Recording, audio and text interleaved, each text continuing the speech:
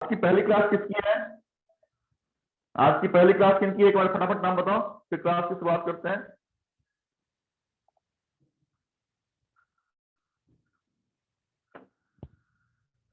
Okay, चलिए आज के क्लास में बेसिकली दो टॉपिक को कवर करने का हम काम करेंगे। कोशिश हमारी रहेगी कि दोनों टॉपिक कवर हो जाए। उस दोनों टॉपिक में से एक टॉपिक से एक मार्क्स के क्वेश्चन आपसे पूछे जाते हैं। उस टॉपिक का नाम है करेंसी। चाहे तो आपके किसी कैपिटल का नाम पूछा जाएगा कि अफगानिस्तान की कैपिटल कौन सी है, या फिर ये पूछा जाएगा कि लीबिया की करेंसी कौन सी है। तो ऐसे तो आपके 200 से ज्यादा कंट्री आपके पूरे विश्व में है, लेकिन आउट मोर देन 200 कंट्रीज में एटलीस्ट 50 कंट्री के कैपिटल और 50 कंट्री की करेंसी आपको याद रखनी पड़ेगी। 200 का में से 200 का भी याद रख नहीं सकते हैं, तो एटलीस्ट 50 को भी आप याद रखेंगे, और 50 में से 30 तो आपको बिल्कुल ही याद रखना है, so that odd man out में आप बाकी के आंसर को आप डिस्क्वालीफाई कर सकते हैं। अब बात आती है कि आखिर कौन से कंट्री को हम याद करें। तो उस कंट्री को हम याद करेंगे जो कंट्री थोड़ी सी मजबूत कंट्री है, या किसी न किसी कारणों से आपके न्यूज में रहती है, या कोई ना कोई डेवलपमेंट हमेशा चलता रहता है, या उस कंट्री में किसी न किसी बड़े इंटरनेशनल ऑर्गेनाइजेशन का हेडक्वार्टर है। उस कंट्री की कैपिटल, उस कंट्री की करेंसी को हमें याद रखनी है। दूसरा, उस कंट्री की करेंसी भी हमें याद रखनी है जो कंट्री की करेंसी आपके एग्जाम में संभवतः 20 सालों में पूछा हुआ है। और तीसरा, उस कंट्री को भी हमें याद रखना है जिस कंट्री में हाल ही के दिनों में 5-6 महीने एग्जामिनेशन से पहले कुछ न कुछ नया हलचल हुआ हो। नया हलचल कहने का मतलब संभवतः वहां पर कोई न कोई राष्ट्रपति प्रधानमंत्री का इलेक्शन हुआ हो, या फिर उस देश के राष्ट्रपति आपके भारत के 26 जनवरी के आपके चीफ गेस्ट होने वाले हैं, या आपके भारत के प्रधानमंत्री या राष्ट्रपति उस देश में विजिट किए हो। तो ऐसी कंट्री जो हाईलाइटेड कंट्री है, उस छोटी ही कंट्री क्यों ना हो, लेकिन उस कंट्री की करेंसी और उस कंट्री के कैपिटल आपको याद होने चाहिए। एक मार्क्स हमेशा से आपके एग्जामिनेशन का वो पार्ट रहा है। तो इस 50 में से 50 तो नहीं बताऊंगा, लेकिन 35 ऐसे कंट्री का नाम मैं आपके बोर्ड पर जरूर लिखूंगा, और उस 35 पे 35 करेंसी को आपको याद करना है आज की क्लास में। तो उस 35 में 20 कैपिटल में बताऊंगा। जो पूरी लिस्ट में लिखूंगा उस पूरे लिस्ट में संभवतः 10-15 ऐसे कंट्री की कैपिटल होगी जो मैं संभवतः आपके बोर्ड पे नहीं लिखूंगा। फिर भी अगर आपको जानना हो तो आप मेरे से पूछ सकते हैं, but capital of the country is not important, whereas currency of the capital, currency of the country is most important for your examination. आपसे पूछा जाए कि आपके भारत की करेंसी का नाम क्या है, आंसर क्या लगाएंगे? रुपीज। रुपी है या रुपया है या रुपए है, क्या है? रुपीज। रुपीज है, पक्का? यस सर, रुपीज है। देखिए, भारत की ही करेंसी में थोड़ा सा कंफ्यूजन है कि रुपी है या रुपया है या रुपए है। तो फिर तो युगांडा की करेंसी को तो फिर से बहुत दूर लगेगा। मुझे पता नहीं है कि भारत की करेंसी क्या है, मैं जानना चाहता हूँ। सर रुपए है, बिकॉज हमारा इंडिया का नेशनल लैंग्वेज इज हिंदी है, तो रुपए ही आएगा, रुपी नहीं आएगा। रुपी तो इंग्लिश में बोला जाता है। इंडिया का नेशनल लैंग्वेज क्या है मैडम?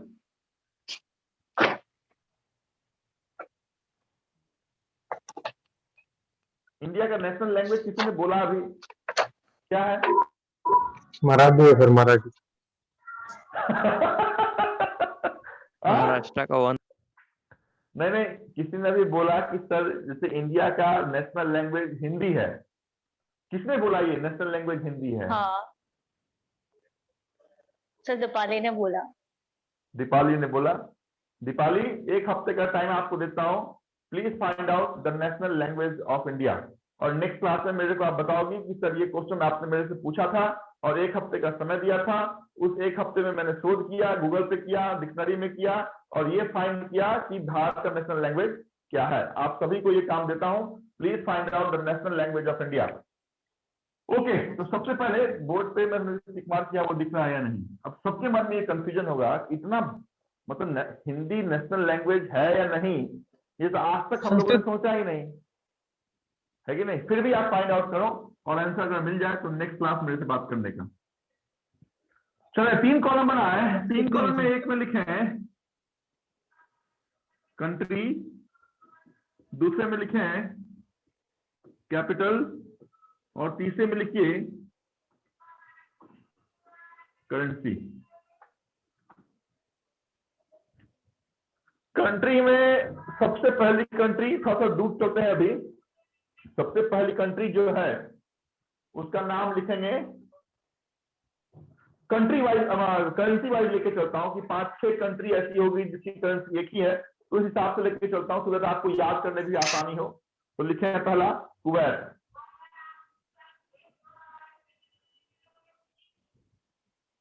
कुवैत, कुवैत के बाद सूडान।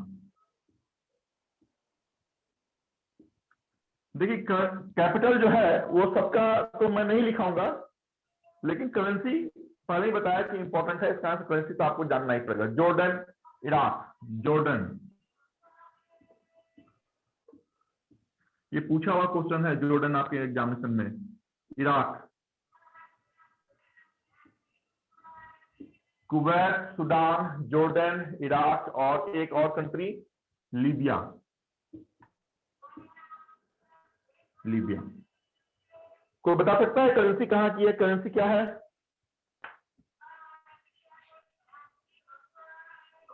अरब रुपीज सर। हैं?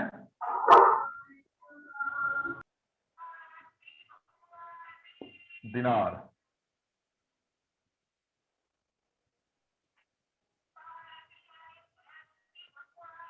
Kuwait city. और इराक का इंपॉर्टेंट है, लिख दो बगदाद। जॉर्डन का भी ठीक है, इंपॉर्टेंट है अमन। और लीबिया का भी इंपॉर्टेंट है त्रिपोली, है ना। सूडान का इंपॉर्टेंट नहीं भी है, फिर भी अगर लिखना है मत लिखो क्योंकि तो इंपॉर्टेंट नहीं, फिर भी लिख देता हूं, मन में सवाल होगा।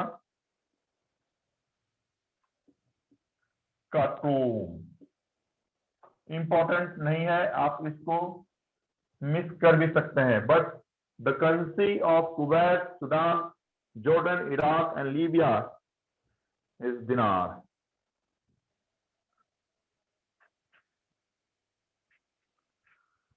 करेंसी में एक कैपिटल में एक कैपिटल को आप मिस अगर कर देते हैं कोई दिक्कत नहीं है, बट अमन किसकी कैपिटल है? त्रिपोली इंपॉर्टेंट है। बगदाद तो आप पहले भी जानते थे कि अमेरिका ने जहां बमबारी किया था। कुवैत का कुवैत सिटी है, तो कोई बड़ी बात नहीं है आपको याद रखने के लिए, तो आप याद रख सकते हैं।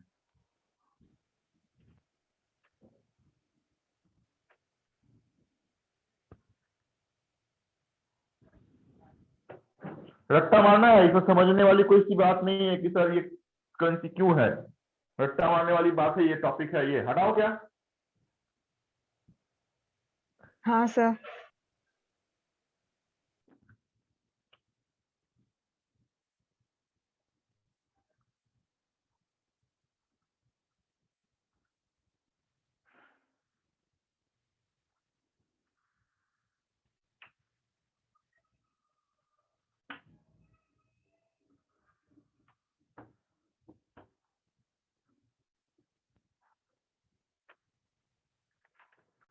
ओके चले करेंसी में इंपॉर्टेंट करेंसी कंट्री पे चलते हैं। बेल्जियम, आयरलैंड सब यूरोपियन कंट्री है। जर्मनी, उसके बाद जर्मनी के बाद फ्रांस, लग्जमबर्ग,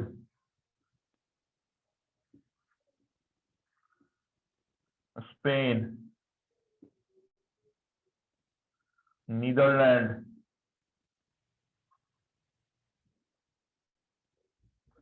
पुर्तगाल।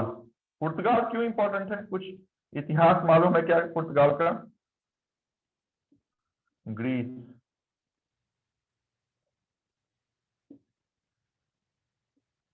करेंसी क्या हो सकता है?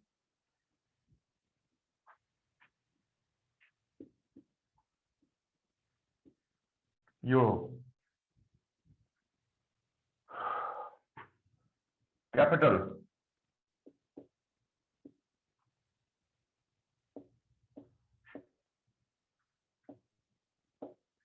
आप सभी से मैं पूछता हूं, इस ब्रुसेल्स में एक बड़ी इंटरनेशनल ऑर्गेनाइजेशन का हेडक्वार्टर है। Can anyone guess? इस ब्रुसेल्स में एक बड़ी इंटरनेशनल ऑर्गेनाइजेशन का हेडक्वार्टर है। कौन सा है वो इंटरनेशनल ऑर्गेनाइजेशन? नहीं।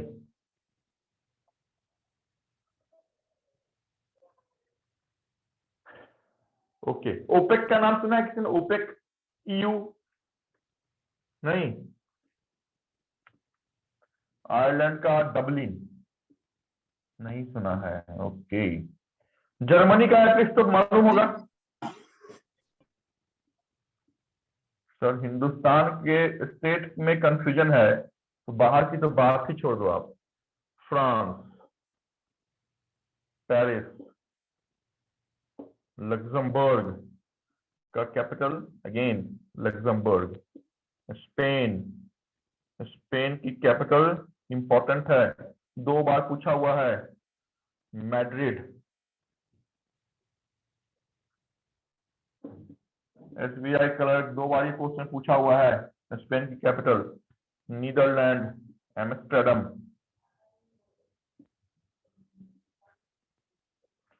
पुर्तगाल, पुर्तगाल का मैंने पूछा कि किसी को इतिहास मालूम है क्यों पुर्तगाल को हमने 10th क्लास में पढ़ा था? एथेंस। पुर्तगाल को हमने 10th क्लास में क्यों पढ़ा था?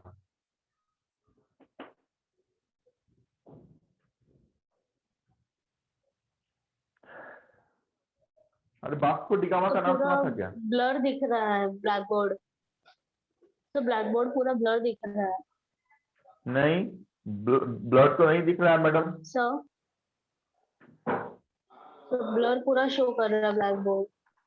बाकी किसी को ब्लड दिख रहा है? नहीं सर।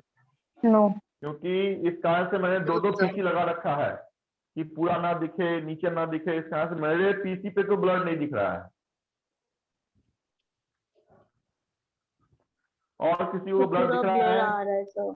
हाँ सर, मुझे दिख रहा है। हाँ लग रहा है, फिर चश्मा लगाना पड़ेगा दादा। हाँ अभी प्रॉपर हुआ, अभी हुआ सर, अभी हुआ। अच्छा, फिर ये इस जियो की काम दस्तूर होगी। दिख रहा है ना अभी? Belgium Brussels, Ireland Dublin, Germany Berlin, France Paris, Luxembourg Luxembourg, Spain Madrid, Spain 2 बार पूछा हुआ है आपके एग्जाम से। नीदरलैंड एम्स्टर्डम, पुर्तगाल Lisbon, Greece Athens. The common capital of all these important European country is euro.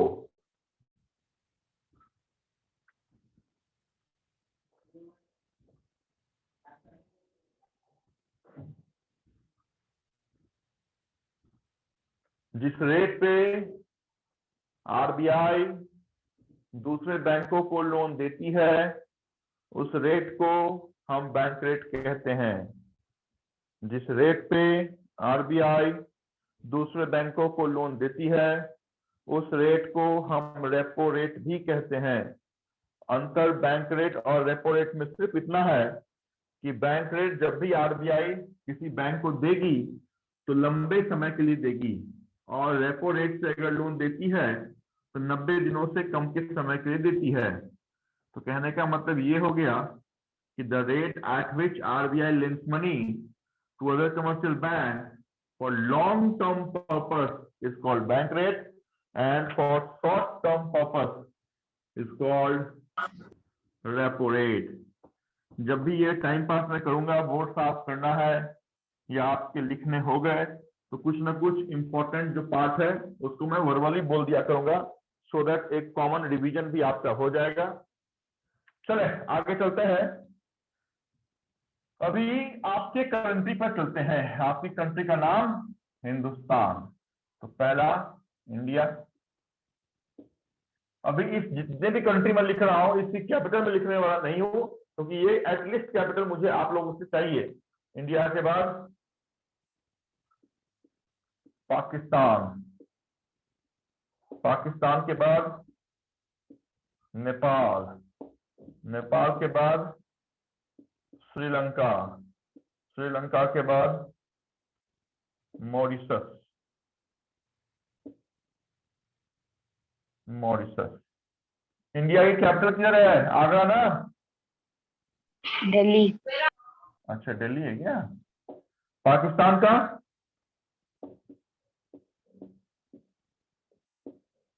Islamabad. Nepal का? सार्क का headquarter है SAARC, South Asian association of regional corporation, Kathmandu. Nepal की कैपिटल है। श्रीलंका का कैपिटल? और मॉरिशस का पोर्ट लुइस।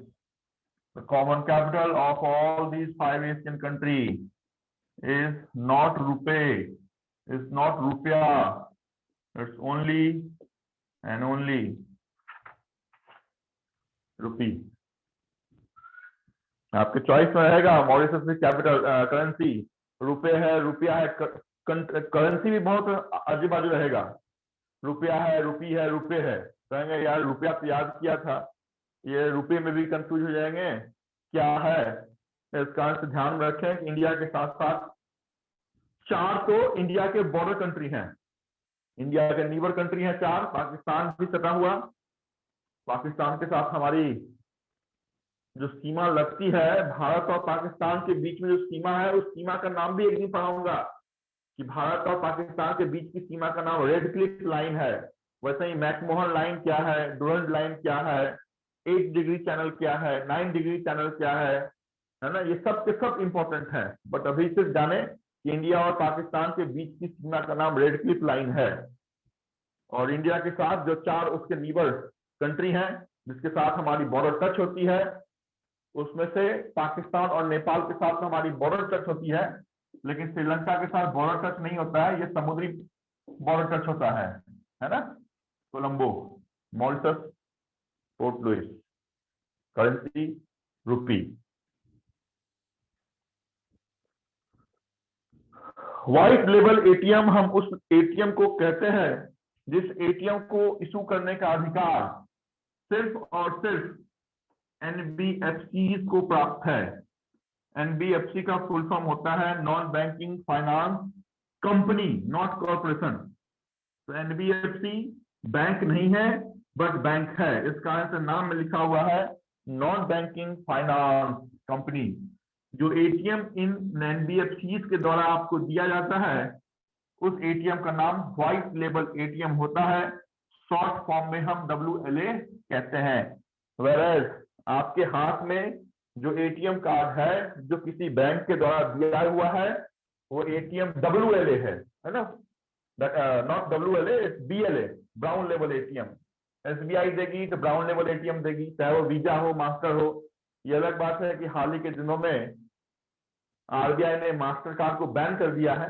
फिर भी आप जाने किसी भी बैंक के द्वारा दिया हुआ एटीएम, चाहे वो HDFC बैंक हो, रूरल बैंक हो, फॉरेन बैंक हो, नेशनलाइज्ड बैंक हो, पब्लिक सेक्टर बैंक हो, वो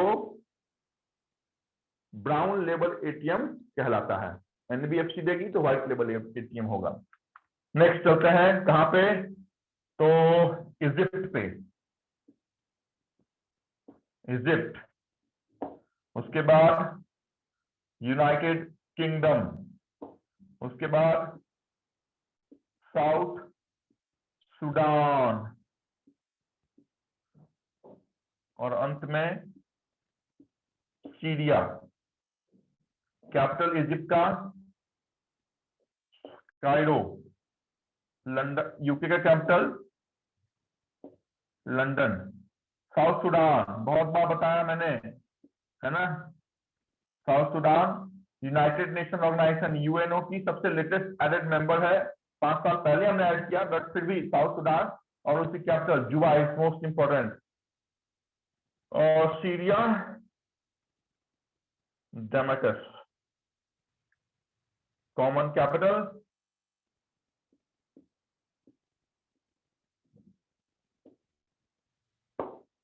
पाउंड।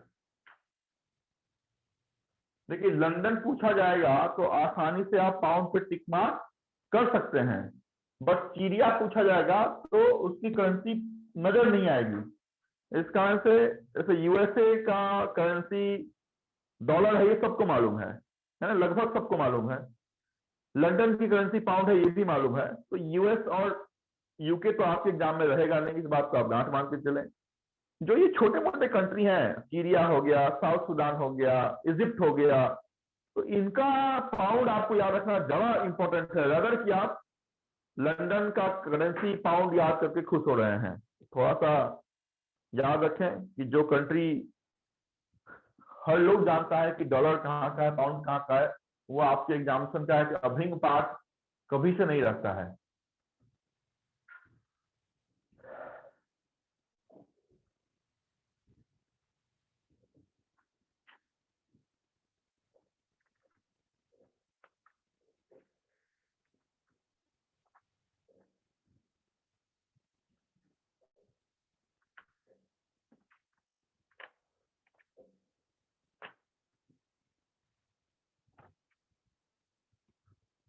आरबीआई वो ऑर्गेनाइजेशन जिसका एस्टैब्लिशमेंट है, हमने एक कमेटी के रिकमेंडेशन पे किया। उस कमेटी का नाम था रॉयल कमीशन। उस कमेटी को दूसरे भाषा में हम यंग और हिल्टन कमीशन भी कहते हैं।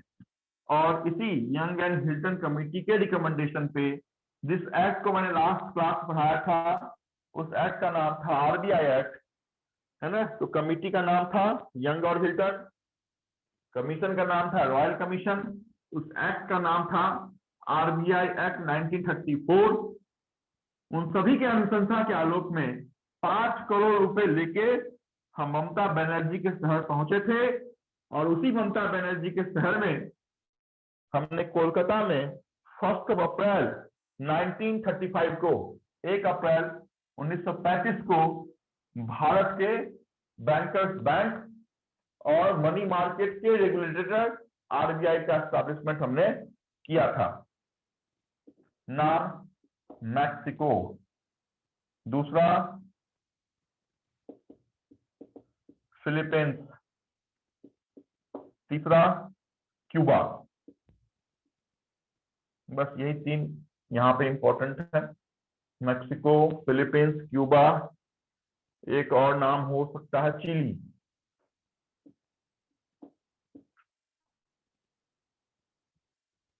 चिली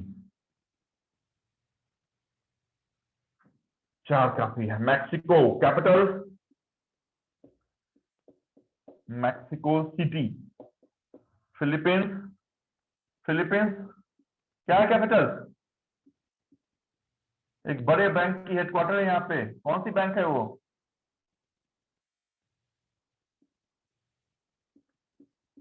उस बैंक का नाम है एडीबी, एशियन डेवलपमेंट बैंक का हेडक्वार्टर यहीं पे है, मनीला में।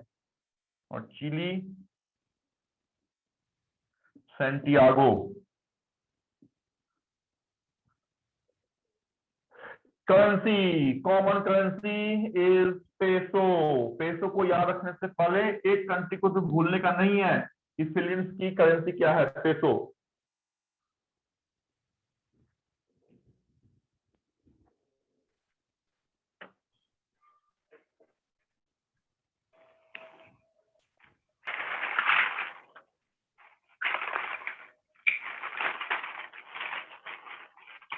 तेजल माइक ऑफ कर लो।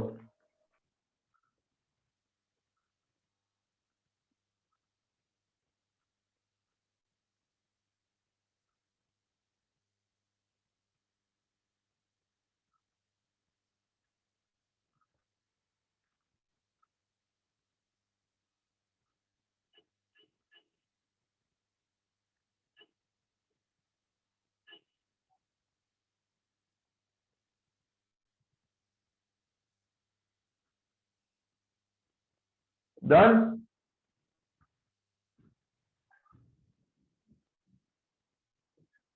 अरे हुआ क्या? Yes, sir. ओके,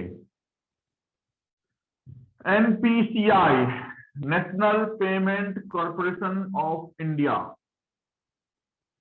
एनपीसीआई का हेडक्वार्टर मुंबई में है। 2008 में 2008 में हमने इसका एस्टैब्लिशमेंट किया। आरबीआई ने इसका एस्टैब्लिशमेंट करवाया, ये कह के करवाया कि ये ऑर्गेनाइजेशन इंडिया की डिजिटल पेमेंट की रेगुलेटर होगी, और हुआ भी ऐसा ही कि एनपीसीआई 2008 मुंबई में एस्टैब्लिश हुई कंपनी आपकी इंडिया की डिजिटल अम्ब्रेला ऑर्गेनाइजेशन है for all digital payment gateway, चाहे वो रुपए कार्ड हो, चाहे वो सीटीएस क्लियरिंग मशीन हो, चाहे वो एनएफएस हो, चाहे वो यूपीआई हो, चाहे वो बीबीपीएस हो, चाहे वो आपकी ईसीएस हो, है ना, या फिर एनएचसीएच नैच हो, इन सब की रेगुलेटर एनपीसीआई है। Next, Denmark. जिन्होंने ये सारा क्लास पढ़ा होगा उनको अच्छा लगता होगा कि हाँ सर आपने पढ़ाया था, वो अभी याद आया। जिन्होंने संभवतः नहीं पढ़ा है पुरानी बातें, कोई बात नहीं, सिर्फ सुन के रखिए कि सर ने एनपीसीआई कुछ तो भी बोला, सर ने आरबीआई कुछ तो भी बोला, सर ने ममता बनर्जी के शहर का तो नाम लिया, है ना। तो बाद में जब हम चलेंगे साइकिल बोर्ड में तो उनको उस समय बहुत आसानी लगेगा। डेनमार्क और नॉर्वे, और एक और है, क्या है उसका नाम, स्वीडन।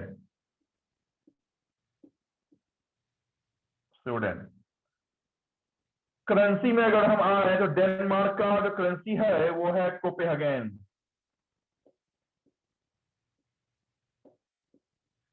Norway Oslo. स्वीडन का याद नहीं भी रखा तो चलेगा, फिर भी आपके मन के सांत्वना के लिए याद नहीं भी रखेंगे तो चलेगा, फिर भी आपके लिए लिख देता हूं, बट याद मत रखिएगा। स्टॉकहोल्म, याद नहीं भी रखा कोई दिक्कत नहीं है, नहीं पूछा जाएगा। Common currency is krone. जब भी क्रोन से क्वेश्चन पूछा गया है, यही कंट्री आपके एग्जामिनेशन में रहा है, डेनमार्क, क्रोन।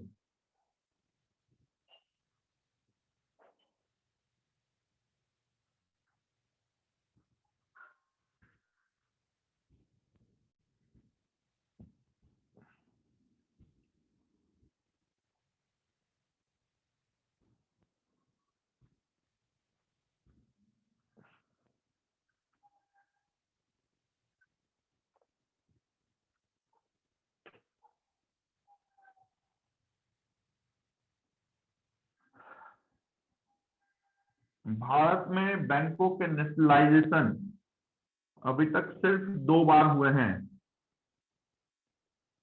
पहली बार 1969 को हुआ, 19th ऑफ जुलाई 1969 को हुआ, date is also important.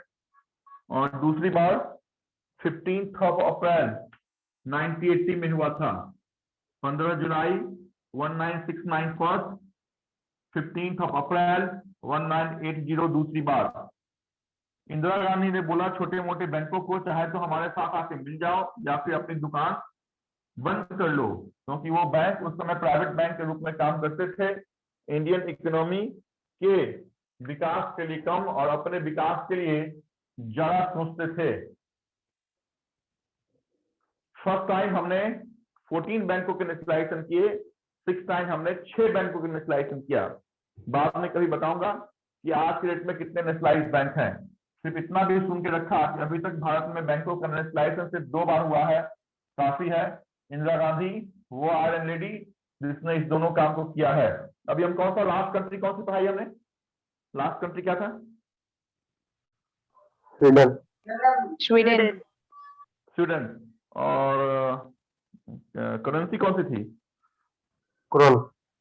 Crown. Okay, crown तक हो गया, ठीक है। चलो आ जाओ अब साउथ कोरिया और उसका भाई नॉर्थ कोरिया। टेक्नोलॉजी के हिसाब से सबसे बहुत विकसित चल रहा है सियोल, और दूसरा प्योंगयान। सर फिर से ब्लर दिख रहा है, करेंसी पूरा ब्लर हो गया फिर से। ब्लर हो गया। हाँ नहीं,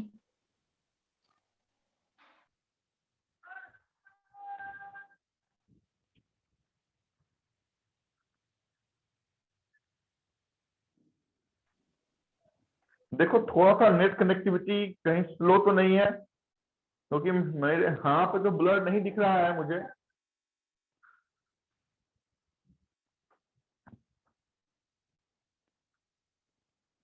सबको ब्लर दिख रहा है क्या? नो नहीं सर। सर, अभी नहीं दिख रहा है। ये अब सही दिख रहा है सर।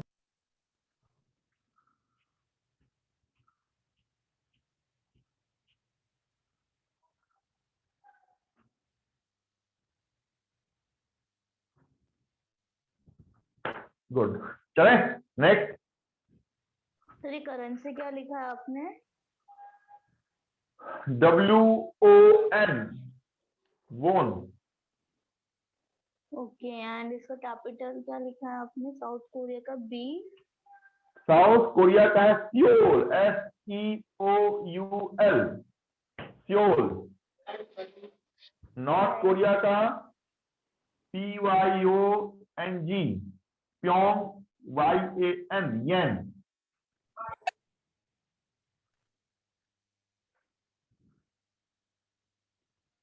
ओके,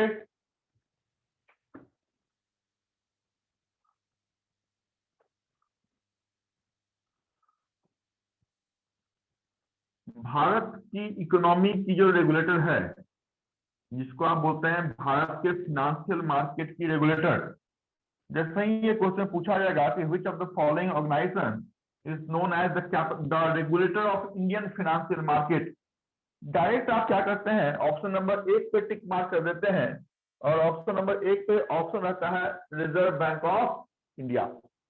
ये गलती से भी नहीं करेंगे कि जब ये क्वेश्चन पूछा जाएगा कि भारत में फिनेंशियल मार्केट की रेगुलेटर कौन है, तो RBI पे टिक मार्क नहीं करना है। The financial market regulator in India is RBI as well as SEBI along with IRDA, तीनों मिलके इंडिया के फाइनेंस को रेगुलेट करती है।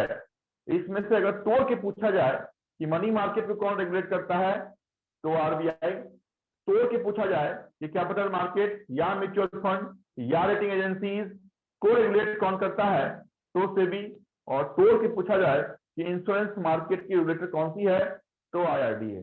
लेकिन अगर एक साथ पूछा जाता है कि इंडियन फाइनेंशियल मार्केट की रेगुलेटर कौन है, answer would be last option, that is 1, 2 and 3 together. Next, कौन सा पढ़ाया था भाई, भूल जाता हूँ रजनी की तरह, क्या था? South Korea sir, last. देखने दो नॉर्थ कोरिया।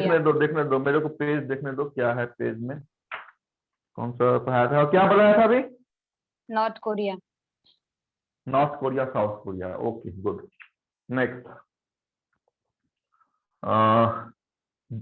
चलो यू, ये अच्छा वाला है, थोड़ा सा अच्छा लगेगा क्योंकि पहले ही यूएसए लिख दिया है, तो आपको ही मालूम चल गया होगा कि सर करेंसी तो डॉलर ही आएगी।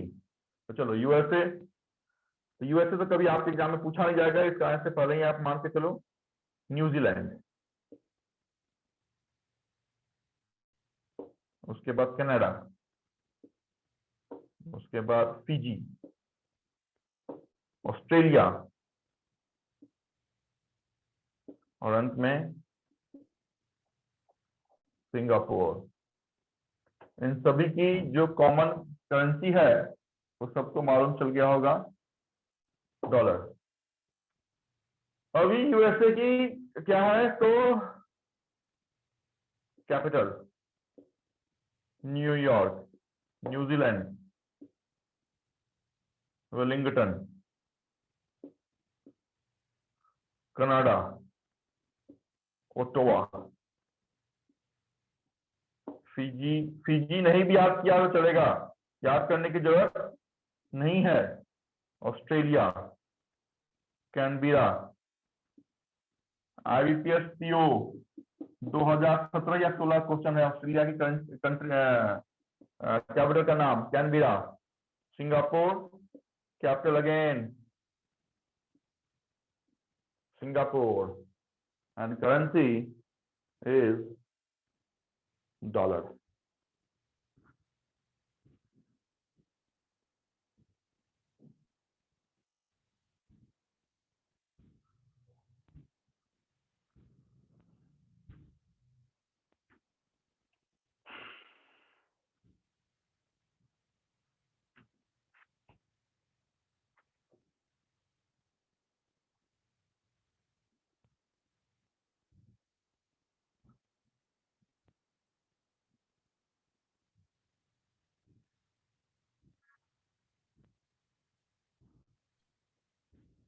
Done.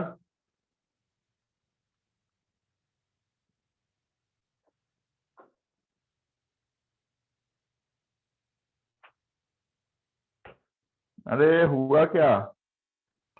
हाँ सर। पहले 3 बैंक थी, नाम हम बोलते हैं, कॉमन नाम हम बोलते हैं BBM। अलग अलग नाम अगर बोलें तो हम बोलते हैं bank of Bombay, bank of Bengal और बैंक ऑफ मद्रास। इन 3 अलग अलग बैंकों को हमने एक साथ एक ही मंच पे आके विलीन कर दिया। वो समय था 1921, 1921 में ये तीनों बैंक एक दूसरे में आके मिल गए और मिलने के बाद एक नया बैंक का जन्म हुआ। उस बैंक का नाम हमने दिया imperial bank of India. 3 bank BBM मर्ज हो गया 1921 में, एक नया बैंक जन्म हुआ, नाम दिया हमने BBM बैंक, नाम दिया हमने इंपीरियल बैंक ऑफ इंडिया। और इसी इंपीरियल बैंक ऑफ इंडिया को नाम बदल दिया स्टेट बैंक ऑफ इंडिया। 1 जुलाई 1955 को, और वर्ल्ड की 45वीं सबसे बड़ी बैंक और हिंदुस्तान की सबसे बड़ी बैंक का नाम हमने दिया, नाम दिया स्टेट बैंक ऑफ इंडिया। तो आपसे पूछा जाए कि SBI का पुराना नाम क्या है, तो आंसर आप देंगे इंपीरियल बैंक ऑफ इंडिया। आपसे पूछा जाए कि इंपीरियल बैंक ऑफ इंडिया में कौन सी बैंक का विलय नहीं हुआ, बैंक ऑफ बॉम्बे थी, बैंक ऑफ बंगाल थी, बैंक ऑफ बैंगलोर थी, बैंक ऑफ मद्रास थी। उस कंडीशन में बॉम्बे भी था, बंगाल भी था, मद्रास भी था, बैंगलोर नहीं था। चलिए चलते हैं हम Indonesia, most most most important Indonesia. देखिए अगर हमने मोस्ट इंपॉर्टेंट बोला है तो समझ जाए, इसको बिना याद रखे तो आगे आप चल ही नहीं सकते हैं। इंडोनेशिया और मालदीव,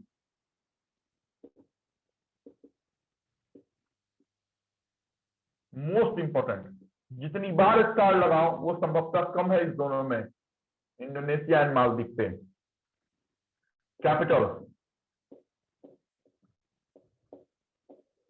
जकार्ता और मालदीव का माले। करेंसी रुपए, और यहां पे रुपया। दोनों अलग अलग है, एक ही साथ मत याद कर लेना, इसका आंसर अलग अलग लिखा है, अलग अलग लिखिए, तो पता चला रुपए ही याद हो गया, रुपए पे टिक मार्क कर देंगे। मालदीव का रुपया है और इंडोनेशिया का रुपए है, तो न रुपी है न रुपया है, रुपए अलग है और रुपया अलग है। इसका आंसर मैंने स्टार मार्क लगाया है, बहुत बार ये क्वेश्चन कलरिकल हो, यो हो, कहीं भी पूछा गया है।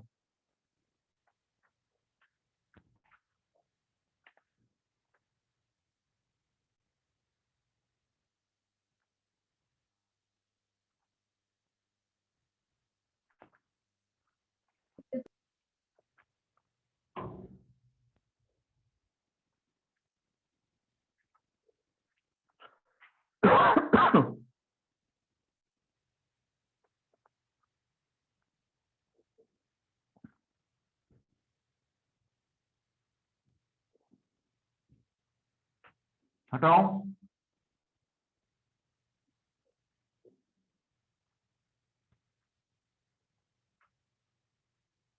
हटाओ क्या? Yes yes sir. अकाउंट है, जिस अकाउंट को मिला के हम जिस छोटे फॉर्म को जन्म देते हैं, एब्रिविएशन को जन्म देते हैं, उस अकाउंट का नाम है कासा, CASA। इस कासा को अगर हम दो टुकड़ों में करें तो CA से निकलेगा करंट अकाउंट, SA से निकलेगा सेविंग अकाउंट। एक आम इंसान के लिए, हमारे लिए, आपके लिए करंट अकाउंट नहीं हो सकता है। करंट अकाउंट हमेशा एक नॉन पर्सनल एंटिटी का होगा, किसी कंपनी के नाम से होगा, किसी फॉर्म के नाम से होगा, किसी एंटिटी के नाम से होगा।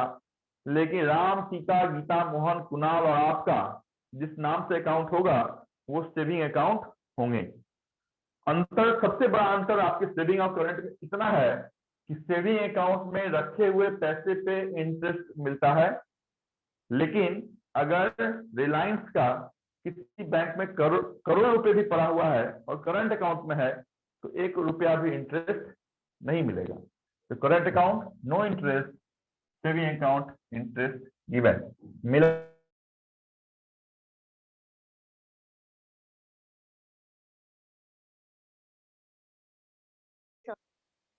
सर आपका वॉइस गया। हेलो, तो वॉइस गया आपका। आवाज आ रही है अभी? हाँ, आई आई। आवाज आ रही है क्या? सर आवाज नहीं आ रही। सर आ गया, आ गया। आ रही है सर। आया ना? चलो चलते हैं ब्राजील की ओर। Brazil, capital Brasilia, currency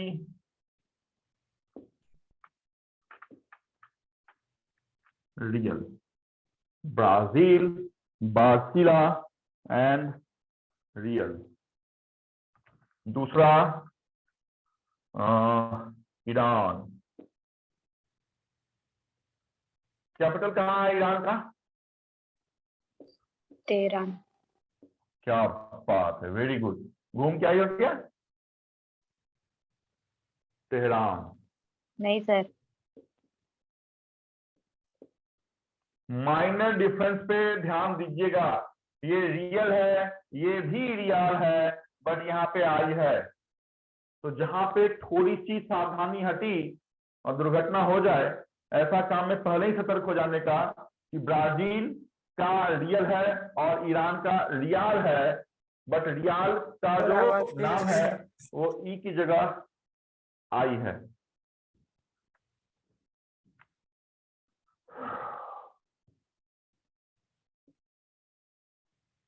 Saudi Arabia, यहीं पे कंफ्यूजन होता है। Riyadh is the capital and currency again। Difference देखो, डिफरेंस RIYAL, RIAL, REAL, मतलब ये तो समझ जाए आपके लिए। मैं इंपॉर्टेंट कितनी बार है ये बोल ही नहीं सकता हूं, इसका से लिख देता हूं important. Brazil real, Iran riyal, Saudi Arabia भी रियाल, बट इन दोनों को हम पढ़ते हैं रियाल ही, बट दोनों अलग अलग है। RIAL एक है और RIYAL एक है। कतर,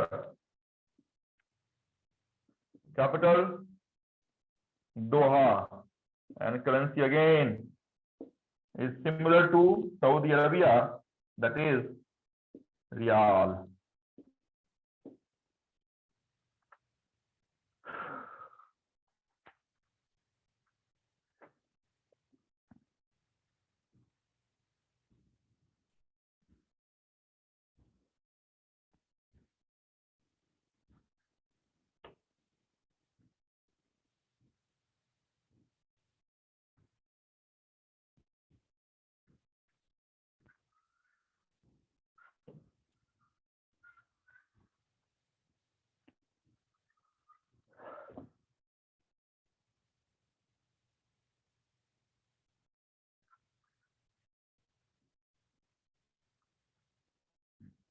मनी मार्केट, हम उस मार्केट को कहते हैं जिस मार्केट में बैंक, एनबीएफसी और कोई अदर फाइनेंशियल इंस्टीट्यूशन शामिल होती है ना। और वो मार्केट शॉर्ट टर्म में डील करता है। The market which deals in short term is called money market, whereas the market which deals in medium term and long term is called capital market.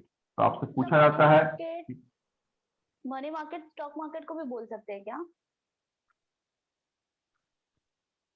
जुर्म हो जाएगा अगर ऐसा आप बोलेंगे ना, तो जुर्म हो जाएगा। मतलब समझा नहीं। मनी मार्केट में सिर्फ बॉन्ड होते हैं market is the son of capital market. समझ में आया? नहीं समझ में, कोई बात नहीं। मनी मार्केट में सिर्फ बैंक आएगा, सिर्फ एनबीएफसीज आएंगे और अदर कोई फाइनेंशियल इंस्टीट्यूशन है तो आएगा। लेकिन कैपिटल मार्केट में हम ला सकते हैं किसको? तो शेयर बाजार को ला सकते हैं, हम म्यूचुअल फंड को ला सकते हैं, हम स्टॉक जिसका नाम आपने लिया है वो ला सकते हैं। बुल बाजार आएगा, बियर बाजार आएगा, बीएसई आएगा, एनएसई आएगा, एमसीएस एक्सेस आएगा। जितने भी लॉन्ग टर्म इन्वेस्टमेंट आप करती हैं, हम कभी भी शेयर में पैसा डालते हैं या म्यूचुअल फंड में डालते हैं तो ये सोच के नहीं डालते हैं कि 6 महीने के अंदर हमें निकालना है। अगर 6 महीने के अंदर हमें निकालने की जरूरत होती है तो हम एफडी में ही डालते हैं। तो जहां पे मैंने पहले ही बोला है, the market which deals in medium term and long term is called capital market. तो सोचे कि स्टॉक में पैसा जब हम डालते हैं तो हम लंबे समय सोच के डालते हैं या शॉर्ट टर्म के लिए डालते हैं? क्या डालते हैं? लॉन्ग टर्म का सोच के डालते हैं। लॉन्ग टर्म अगर डालते हैं तो मार्केट कौन सा होगा? Capital market. और उस मार्केट की रेगुलेटर कौन होगी? NSC BSc. Regulator NSC BSc is stock exchange, not regulator. Regulator is always 1988 established, 1992 function started, Security Exchange Board of India। Okay चलते हैं। यूरोपियन कंट्री है but the currency is not euro. मैंने क्या बोला कि European country है but currency euro नहीं है। तो कंट्री कौन सी है पहले वो देख लें। कंट्री है इटली। कैपिटल कहां है इटली की? Italy Rome and the currency is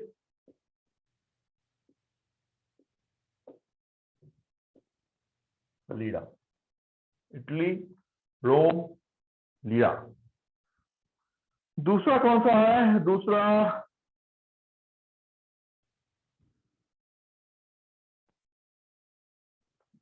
peso पढ़ा है क्या? पेसो कहाँ का है? पेसो बताया है क्या? हाँ सर। कौन कौन सा कंट्री? फिलीपींस लिखवाया है क्या? हाँ। ओके, और क्या क्या लिखवाया है पेसो में?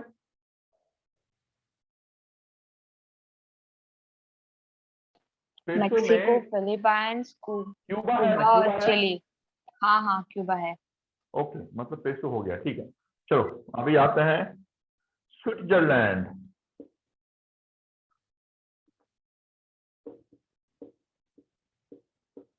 स्विट्जरलैंड कैपिटल नाम नहीं सुना होगा संभवतः आपने, बर्न।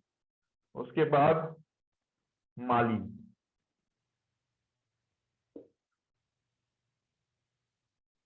माली कैपिटल बेमाको। ये भूल भी गए तो चलेगा, ना भी लिखेंगे तो भी चलेगा। Common capital is Frank.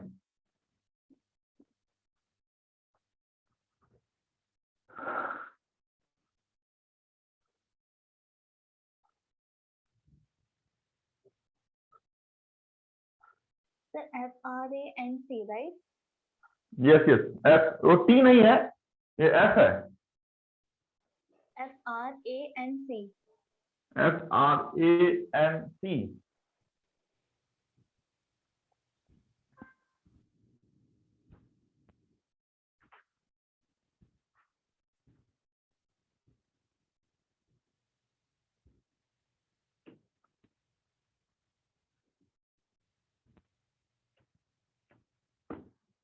चलो,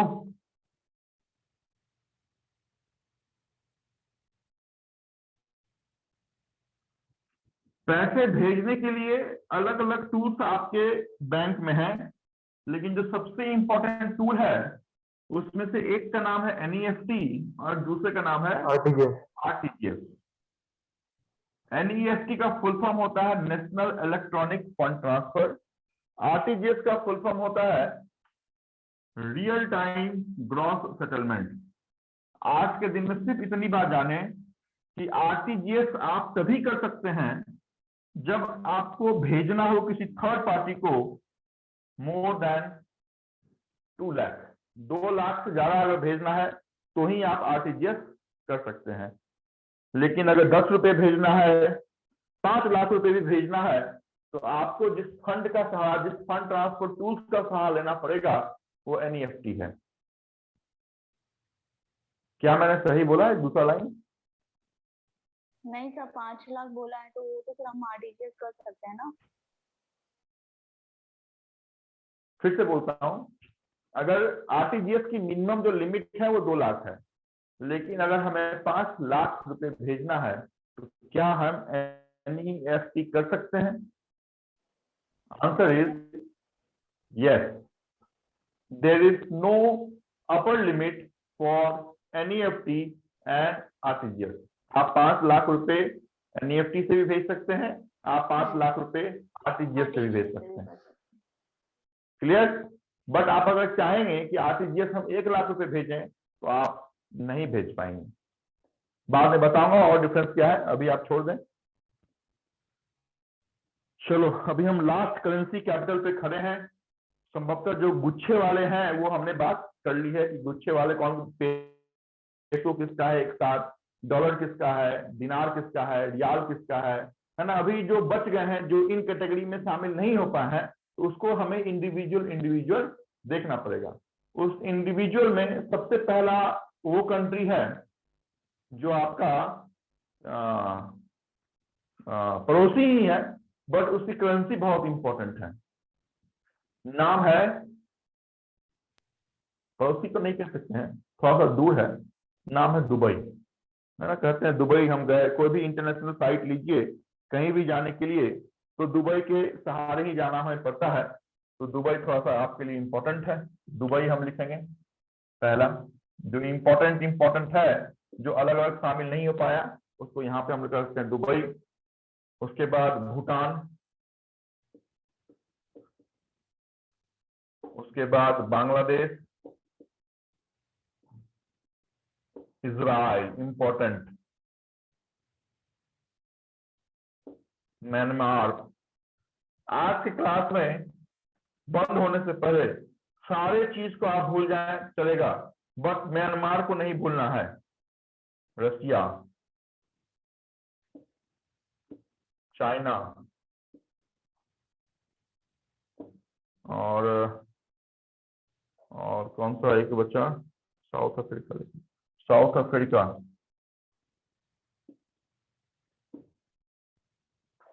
बस इतना हमें जानना है कि करेंसी कौन कौन सी है। तो सबसे पहले तो दुबई का कैपिटल हमें जानना है कि दुबई कैपिटल कहाँ है, तो अबू धाबी है, तो लिखेंगे हम अबू धाबी।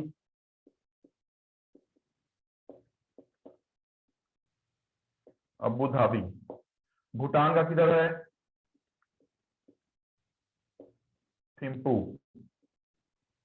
थिम्पू। बांग्लादेश का ढाका। ढाका। इजराइल का ईसा मसीह, जेरूसलेम।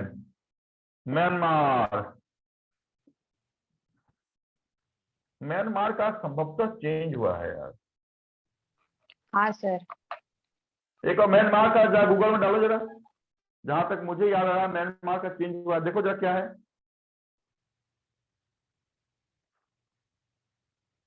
एक मिनट, म्यांमार की कैपिटल जरा देखो। हाँ, नैपीदाव, यस। हाँ यस, करेक्ट। मुझे लग रहा है ना कहीं चेंज हुआ है। स्पेलिंग बताओ क्या है? NAY PYI, PYI। हाँ, DAW। म्यांमार, मैंने बोला ना कहीं गया हूँ इस न्यूज से, लेकिन संभवतः नहीं याद था। तो म्यांमार, नैपीदाव। बड़ा पाव भी याद रखा तो भी चलेगा, कम से कम ऑप्शन में नैपीदाव आपको मिल जाएगा। ऐसा तो रहेगा नहीं नैपीदाव, बड़ा पाव, छोटा पाव। तो थोड़ा सा टफ है इसको बोलना, लेकिन फिर भी याद करना आपको जरूरी है। तो कैसे भी याद करें, ऑप्शन में आपको याद आना चाहिए, तो वो ट्रिक इंपॉर्टेंट है। तो Naypyidaw. Russia, Naypyidaw means adobe of king। एडॉप ऑफ King। चलो ठीक है, सी। रसिया, रसिया की कैपिटल मॉस्को। मॉस्को। चाइना का बीजिंग। ओके। साउथ अफ्रीका का, साउथ अफ्रीका केप टाउन। अभी मैच हुआ है ना। हाँ, इसीलिए बताया। Cape Town. दुबई, करेंसी कौन सी है दुबई की? दुबई की करेंसी है आपकी, बहुत स्ट्रॉन्ग है, दिरहम। भूटान, भूटान की जो करेंसी है वो भी इंपॉर्टेंट है, नुगुल्ट्रम। बांग्लादेश ढाका, करेंसी टाका। Israel Shakeel. Myanmar, most most and most capital में हमने लिखा है, और ये भी बोला कि आज से क्लास में बाकी सारे को भी भूल दें, सिर्फ एक को याद भी रखेंगे तो मेरा कम से कम क्लर्कियल का काम तो निकल जाएगा। इससे पहले हमने 30-35 देखा, लेकिन किसी में हमने ये बॉक्स बनाया क्या? नहीं बनाया। इसका मतलब आप समझ जाए कितनी बड़ी, कितना इंपॉर्टेंट ये कंट्री है, और खासकर इसका करेंसी क्या। कम से कम 10 बार एग्जाम में पूछा हुआ, कम से कम बता रहा हूं, जहां तक 10 सालों से मैं आपके क्वेश्चन को देख रहा हूं, उसमें 10 टाइम्स से क्वेश्चन आपसे पूछा हुआ है म्यांमार की करेंसी क्या। रसिया, रसिया का याद नहीं आ रहा यार। Rouble. Rouble, yes rouble. China का, चाइनीज यान। चाइना। युआन। देखो चाइना की जो करेंसी है, यहाँ जापान नहीं लिखा क्या मैंने? Okay, Japan. चाइना की करेंसी और जापान की करेंसी लगभग मिला जुला है। चाइना की करेंसी युआन है और जापान का YEN, येन है, YEN। करेंसी रेनमिनबी है ना? नहीं, चाइना की जो करेंसी है वो हम क्या बोलते हैं, भारत में बोलते हैं ना रुपया है और पैसा है, बोलते हैं ना। तो वैसे ही बहुत सारे ऑप्शन में आपको क्या दिखेगा कि युआन आपको ऑप्शन में दिया रहेगा, बहुत सारे में युआन ऑप्शन में नहीं दिया है। तो हम किस पे जाएंगे? हम जाएंगे रेनबी पे। Renminbi is also a legal currency in China. तो दोनों हमें याद रखना पड़ेगा, yuan also and renminbi also. South Africa RAND, rand. Japan Tokyo, and yen is the currency. This is all about of your country, most important capital and super most important currency. इतनी बात अगर याद रखा तो संभवतः country, capital, currency से एक भी क्वेश्चन नहीं जाएंगे आपके। बट याद रखना चाहिए कि रियल कहाँ का, रियाल कहाँ का है ना, RIAL कहाँ का है, RIYAL कहाँ का है, REAL कहाँ का है, रुपी कहाँ का है, रुपए कहाँ का है, रुपया कहाँ का है, रुपया कहाँ का है ना, युआन कहाँ का है, रेनबी कहाँ का है, येन कहाँ का है। ये सब बहुत इंपॉर्टेंट है। जब तक आप इसको 10 बार पढ़ेंगे नहीं, 2 बार आप अपने दोस्तों से पूछेंगे नहीं, 2-3 टेस्ट में आपकी ये करेंसी ना आ जाए, तब तक इस टॉपिक पे कॉन्फिडेंस पाना थोड़ा सा टफ लगता है।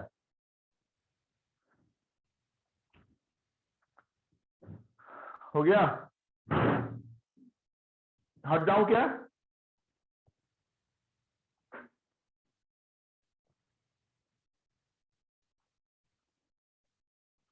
हटू क्या?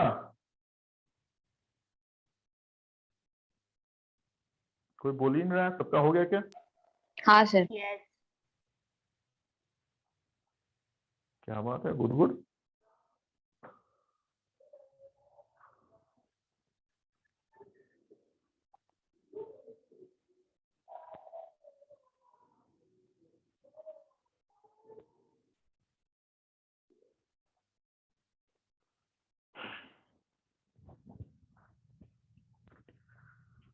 किसी का छूट गया हो तो आखिरी का लिखो।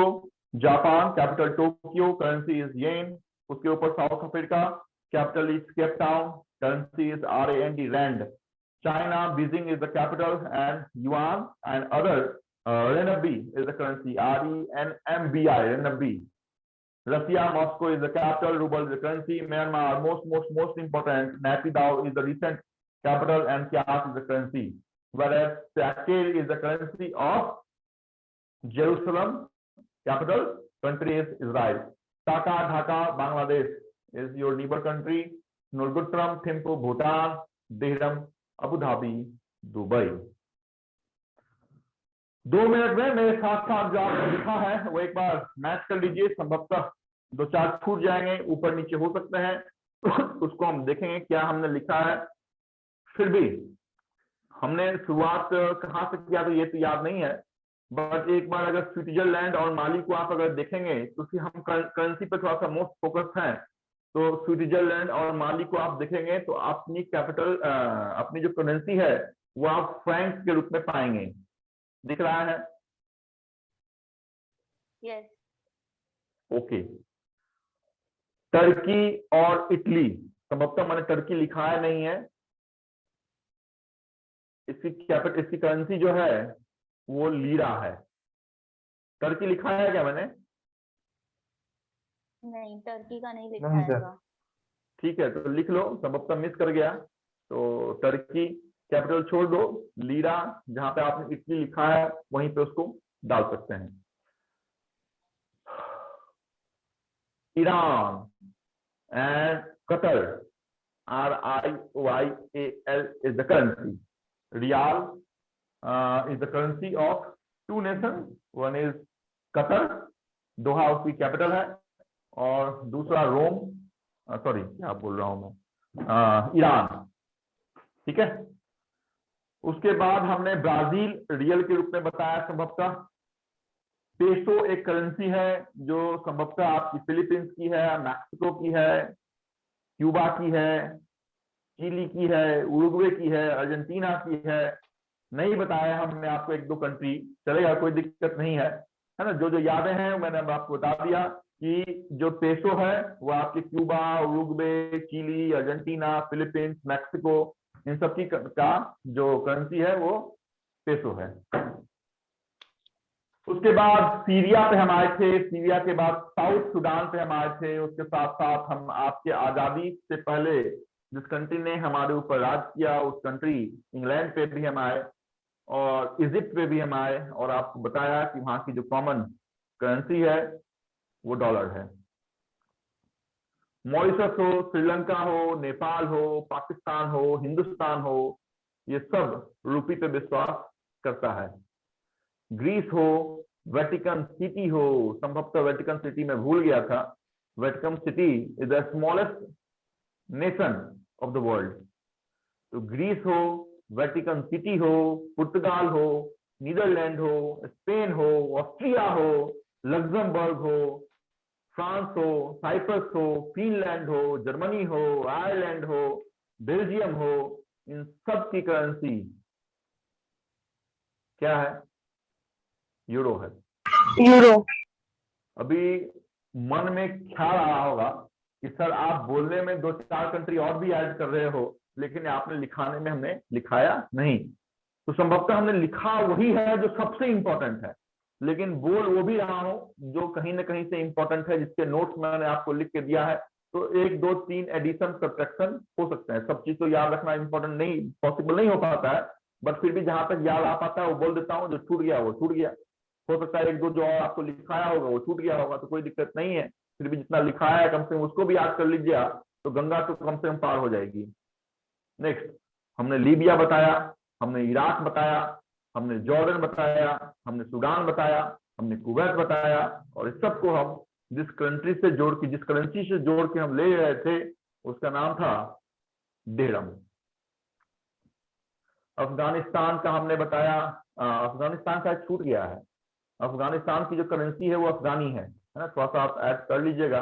Afghanistan afghani, South Africa rand, Russia rouble, Myanmar kyat, Malaysia, Malaysia का नहीं लिखाया है संभवतः, ठीक है छोड़ो मलेशिया को, इजराइल शकील, बांग्लादेश टाका, दुबई दिरहम, और कौन सा बताया, चाइना रेनबी या युआन, जापान येन, भूटान रुगुट्रम, है ना, ये सब क्या है, तो इंपॉर्टेंट कंट्री और करेंसी आपको याद रखनी है। बीच बीच में जो हमने फ्लैशबैक दिए हैं आपको, है ना, वो तो आपको एक बार कहते हैं ना डिवीजन, हमने एक फ्लैशबैक दिया है, जिसने पढ़ा होगा उसको समझ में आया होगा कि ये क्या है, जिसने नहीं पढ़ा होगा कम से कम सुन के भी रखा कि एनईएफटी कुछ तो भी है, आरटीजीएस कुछ तो भी सर ने बताया था 2 लाख रुपए से शुरुआत होता है ना। तो जिस समय टॉपिक पर चलेंगे उस समय वो टॉपिक सुना लगेगा, अजूबा नहीं लगेगा, तो फिर मजा हमें आएगा।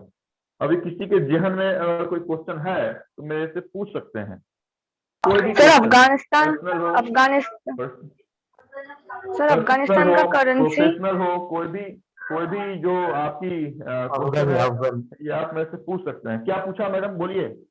सर अफगानिस्तान का currency, Afghani Afghani, Afghan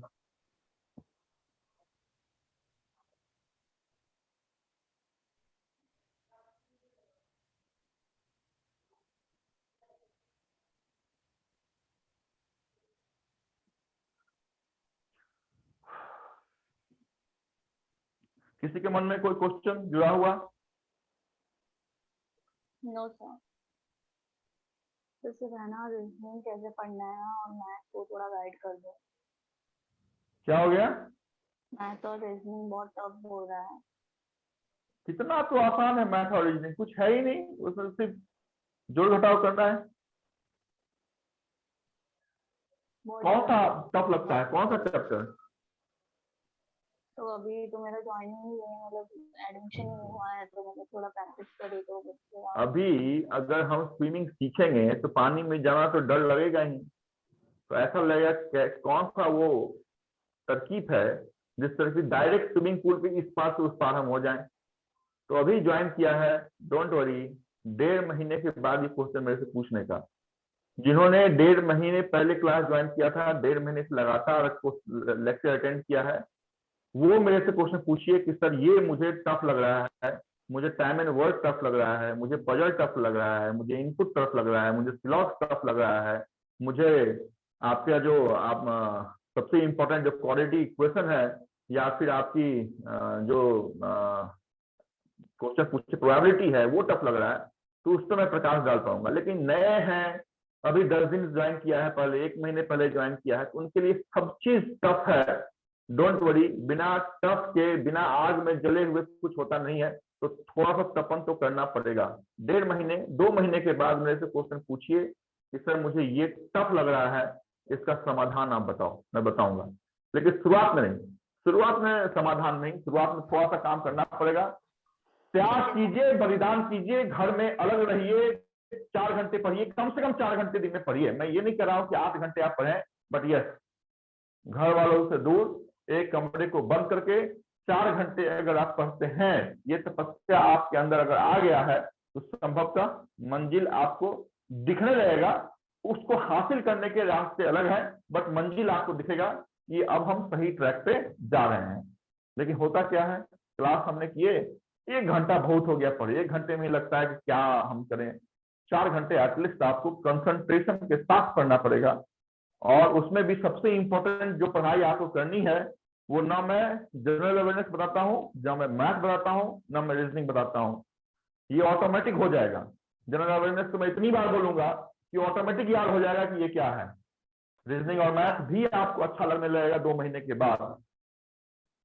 but there is no mother and father of one subject, कौन सा है वो?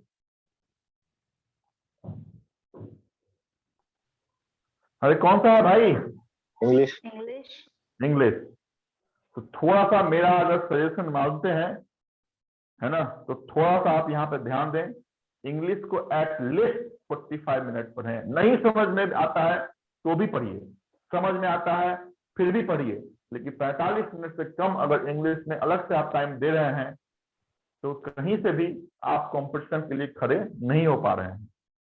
ठीक है, तो इंग्लिश को सबसे इंपॉर्टेंट तरीके से पढ़िए। मैथ, रीजनिंग, जनरल अवेयरनेस ये हो जाएगा, ये मैं आपको बोल के देता हूं। बट ठीक है। इंग्लिश 45 मिनट कम से कम आपको पढ़ना पड़ेगा। नहीं समझ पा रहा है आप उस पैसेज को पढ़िए, कुछ भी नहीं समझ पा रहे हैं आप कॉमन एरर को उठाइए, उसके 20 क्वेश्चन सॉल्व कीजिए, आंसर देख के ही उसको समझने की कोशिश कीजिए। इस कॉमन एरर में यहाँ पे मिस्टेक था, लेकिन करना पड़ेगा 45 minute at least.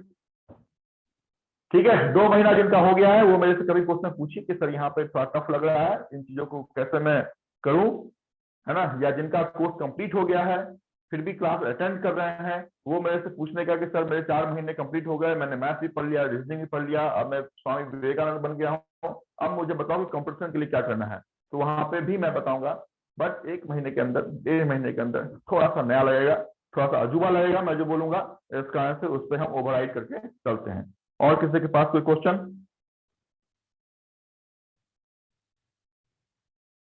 No?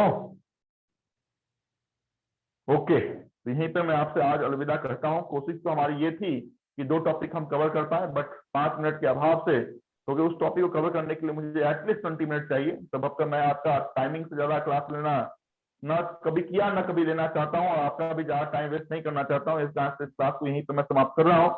Next class सबसे पहले उस टॉपिक को हम खत्म करेंगे, फिर उसके बाद किसी नए टॉपिक की हम शुरुआत करेंगे। नेक्स्ट क्लास जुड़ने से पहले कोशिश आप ये करें कि आप उन चीजों को एक बार जो रिवीजन है